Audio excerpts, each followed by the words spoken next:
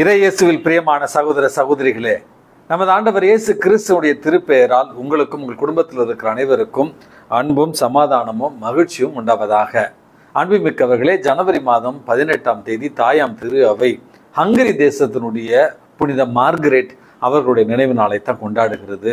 இந்த புனிதையானவர் பிறந்தது திருச்சபையினுடைய வரலாற்றில் 1242 ஆண்டு தான் இவர் பிறந்தார். இவர்கள் பெற்றோர்கள் இருவருமே அரச குடும்பத்தை சார்ந்தவர்கள். 3 வயதிலேயே இவர் ஆண்டவருக்காக ஒப்படைக்கப்பட்டார். அதுவும் டொமினிக்கன் சபையை சார்ந்த கன்னியர் மடத்திற்கு இவர் காணிக்கையாக கொடுக்கப்பட்டார். அவர் டொமினிக்கன் சபையினுடைய அருட்சகோதரிகளிடத்துல தான் வளர்ந்தார் என்று இவருடைய வாழ்க்கையில நம்ம வாசிக்கிறோம். அன்புமிக்கவர்களே, 10 பருவம் முடிந்த பிறகு இவருடைய தந்தை இவரை திருமணத்திற்காக தயாரித்த பொழுது முற்றிலும் மறுத்து இறைவனுக்கு தன்னுடைய வாழ்வை முற்றிலும் அர்ப்பணிக்க விரும்பிய இந்த புனித மார்கரெட் தன்னுடைய சகோதரிகள் மற்றும் நண்பர்களுடைய உதவியோடு அதே துறவு மடத்துல கடைசி வரியில எளிமையான இயேசுவுக்கு உகந்த ஒரு வாழ்வை வாழ்ந்தார் என்று இவருடைய வாழ்க்கையில நம்ம பார்க்கிறோம். அன்புமிக்கவர்களே, அரச குடும்பத்தில் பிறந்தாலும் இயேசுவுக்காக தன்னுடைய வாழ்வை முழுவதும் அர்ப்பணித்தவளாய் ஒருத்தல் முயற்சிகள் அதிகமாக எடுத்து இறைவனுக்கு தன்னுடைய அன்பை வெளிப்படுத்தி ஒரு புனிதையாகத்தான் இந்த ஹங்கரி தேசத்தினுடைய புனித மார்கரெட் அவர்களை நம்ம பார்க்கிறோம். இந்த புனிதையினுடைய பரிந்துரையால் நாமும் எளிய வாழ்வை வாழ வேண்டிய ஒரு வரத்திற்காகவும் ஒருத்தல் முயற்சிகள் மூலமாக இயேசுவை அன்பு செய்யக்கூடிய ஒரு ஞானத்தை பெற வேண்டியும் இவருடைய பரிந்துரையை இன்றைக்கு நம்ம மன்றாடி செபிப்போம்.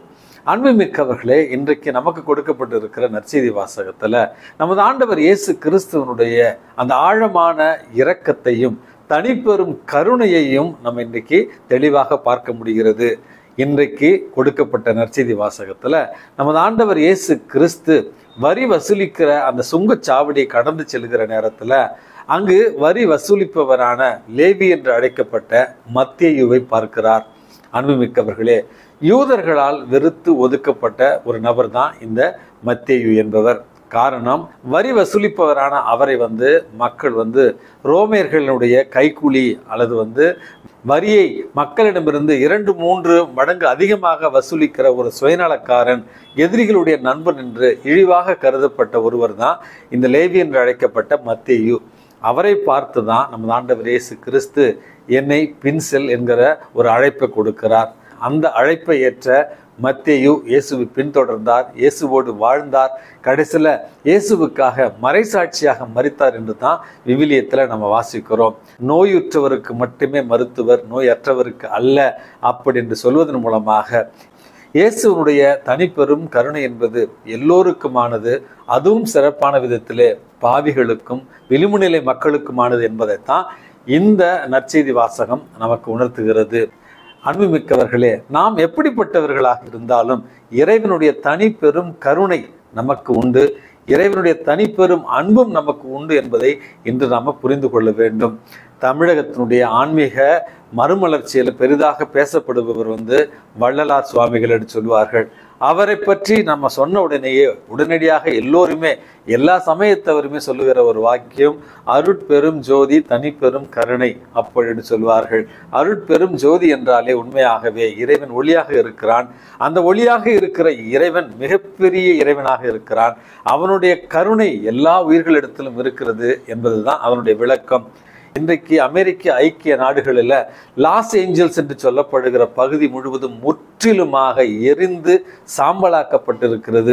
இது ஒரு சாபம். பாவத்தில் வாழ்ந்த மக்கள், கடவுளே இல்லை என்று சொன்னவர்கள், ஓரின சேர்க்கையாளர்களுக்கு திருமணம் செய்து வைத்தவர்கள் மற்றும் கருக்கலைப்பை அங்கீகாரம் செய்தவர்கள். ஆகவே அந்த நகரம் பாவிகளுடைய நகரம். அதனால தான் கடவுள் அதை சாம்பலாக்கி இருக்கிறார். இது கடவுளால் அவர்களுக்கு கொடுக்கப்பட்ட ஒரு எச்சரிக்கை அப்படி என்று மிக வன்மத்தோடு சிலர் பேசுகிறார்கள். அன்புமிக்கவர்களே, அவர்கள் பாவிகளாக இருந்தாலும் மனம் திரும்பினால் இயேசுவிடம் சேர்வார்கள் என்கிற நம்பிக்கை விடுக்கிற செய்தி தான் இந்த ஒரு செய்தி.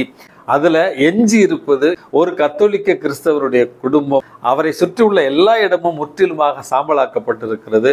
அவரும் அவருடைய குடும்பத்தார் மட்டுமே காப்பாற்றப்பட்டிருக்கிறார்கள். காரணம், அவர்கள் வீட்டினுள்ளே அன்னை மரியாளை நோக்கி அவர்கள் ஜெபமாலை ஜெபித்து கொண்டிருந்தார்களாம். அதனால தான் அந்த வீடு மட்டும் இன்றைக்கு காப்பாற்றப்பட்டுள்ளது. இன்னும் ஒரு செய்தியாக, ஒரு வீடு முழுவதும் முற்றிலுமாக எரிந்திருக்கிறது. அந்த வீட்டிற்கு முன்பாக இருந்த அன்னை மரியாளுடைய சொரூபமும் புனித சூசிய அர்ப்பணிப்பினுடைய சொரூபம் மட்டுமே எந்த அழிவும் ஏற்படாமல், எந்த ஒரு சிதைவும் ஏற்படாமல் முற்றிலுமாக காப்பாற்றப்பட்டிருக்கிறது. அந்த குடும்பம் முழுவதுமே இந்த 2 சுரூபங்களுக்கு முன்பாக நின்று இறைவனுக்கு ஒரு நன்றி பாடல் பாடிய ஒரு காணொளி இன்றைக்கு வைரலாக சென்று கொண்டிருக்கிறது. அதற்கு பிறகு மற்றும் ஒரு வீட்டில் அவர்களுடைய வீடு முற்றிலுமாக அழிக்கப்பட்டிருக்கிறது. அந்த அழிந்த சிதைவுகளில் ஒரு திருவிவிலியம் மட்டும் அழியாமல் புத்தம் புதிதாக காப்பாற்றப்பட்டிருக்கிறது. அன்புமிக்கவர்களே, இதை கேட்பவர்கள் ஒரு சில பேர், இது என்ன ஃபாதர் மூட நம்பிக்கை இல்லையா அப்படின்னு கேட்பார்கள். அன்புமிக்கவர்களே, இன்றைக்கு நான் சொன்ன அந்த வாக்கியம் இறைவனுடைய அருட்பெரும் கருணை, இறைவனுடைய அருட்பெரும் அன்பு எல்லாருக்கும் இருக்கிறது. அதுவும் அவரை நோக்கி நாம் கூக்குரலிட்டால் நமக்கு நிச்சயமாக செவிமெடுப்பார். உலகத்தினுடைய பார்வையில நாம் எளிமையானவர்களாகவும் பாவியானவர்களாக தரம் குறைந்தவர்களாக இருந்தாலும் ஆண்டவருடைய பார்வையில மேன்மை பெற்றவர்களாக இருக்கிறோம். லேவியை அழைத்தது போல, லேவியை கண்ணோக்கியது போல இறைவன் உங்களையும் என்னையும் அழைக்கிறார். இறைவன் உங்கள் மீது கருத்தாய் இருக்கிறார் என்கிற இறைவனுடைய தனி பெரும் கருணையையும் அன்பையும் புரிந்து கொண்டவர்களாய் இறைவனுடைய அழைப்பை ஏற்று நிலை வாழ்வை பரிசாக பெற்றுக்கொள்வோம். எல்லாம் வல்ல இறைவன் தந்தை, மகன், தூய ஆவி உங்களையும் உங்கள் குடும்பத்தில் இருக்கிற அனைவரையும் நிறைவாக ஆசிர்வதித்து பாதுகாத்து வழி நடத்துவாராக. ஆமேன்.